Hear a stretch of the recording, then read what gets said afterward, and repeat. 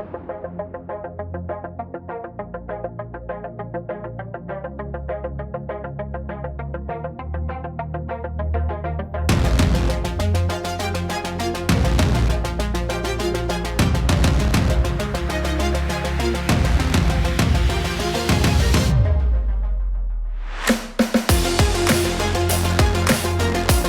to your Monster Energy weekend preview from a very hot and humid Ironman Raceway. Actually, 10th anniversary of this race, and it is now the series finale for Pro Motocross, but not the last race of the season because the Super Motocross World Championship playoffs are coming up. There'll be a weekend off for Labor Day weekend.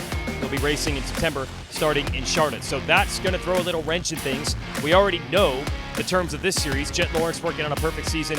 Hunter Lawrence trying to wrap up the 250 motocross title and give Honda a clean sweep of 5 titles in 1 year, which has never been done before with these particular classes that have existed for nearly 40 years. So that's a big, big deal.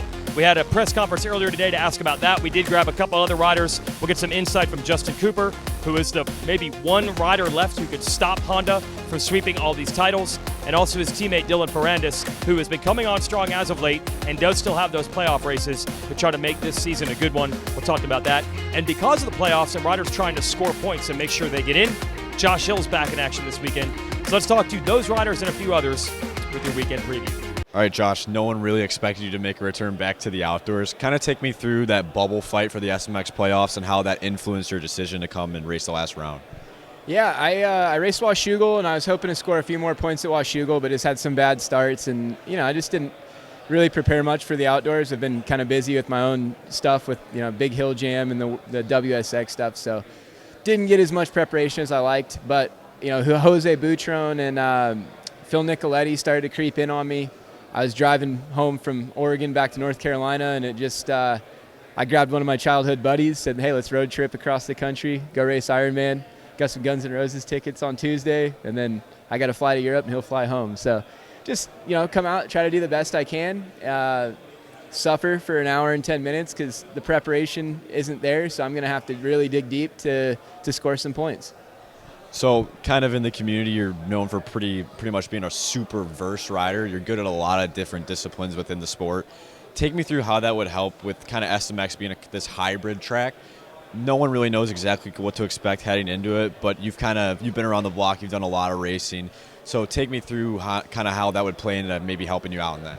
Yeah, I think I'm definitely a better Supercross racer. I've competed a lot more in Supercross. So I hope that the more Supercross they are, the better for me. I have a feeling that we're going to have a couple of rounds that are, I bet you LA Coliseum will be pretty Supercrossy because there's not as much space, so they'll probably have to make the obstacles steeper to keep the lap times high.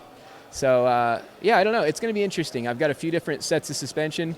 I've got, my Supercross stuff. I've got something that's a little bit softer than Supercross, and then we'll probably take my Motocross stuff after this and take it down to Enzo and maybe bump it up, make it a little bit stiffer. But I have a feeling, looking at the track maps, it's going to tend to be more of a Supercross setup.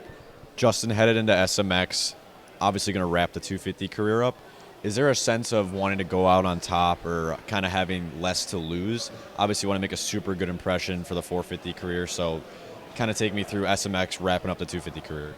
Yeah, it's important for sure. No different than a few years ago. I feel like every year I put my all into what I do, and this year we just happened to be a little bit better.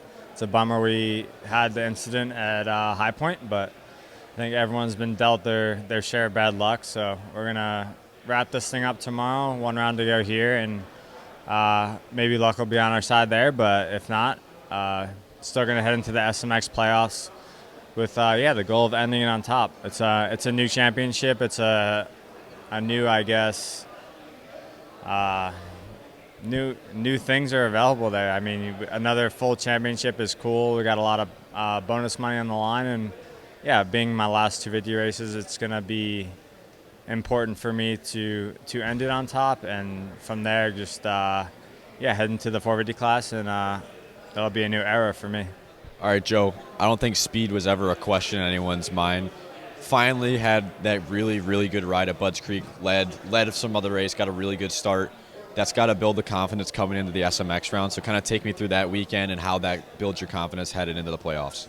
Actually, the speed was the problem a little bit from the beginning of the season. Like halfway through, I was like struggling to get like bike set up, and I feel like I haven't rode by like myself. Um, yeah, just end of the season now. Everything's getting more dialed in. Back to my normal like practicing schedule and better speed. Yeah, for sure that builds good confidence going into SMX rounds. So yeah, just have to keep improving and do the same thing. Yeah. Dylan, throughout the year, it's kind of been a year of testing for you guys. Obviously, a new platform with Yamaha.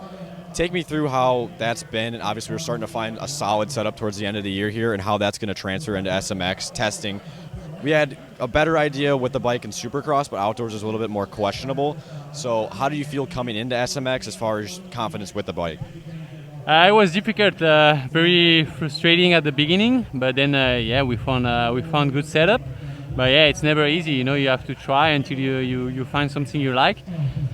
But yeah, it's part of having a new bike. But I think now we're pretty good in outdoors. For sure, SMX might be more Supercross setup. So we see we might have to do test again to make sure the Supercross bike works great in the SMX conditions. So we see. We have some time next week to do that, and I think the first round are gonna be very challenging for everyone. And from that, we're gonna know more about what we need on the bike.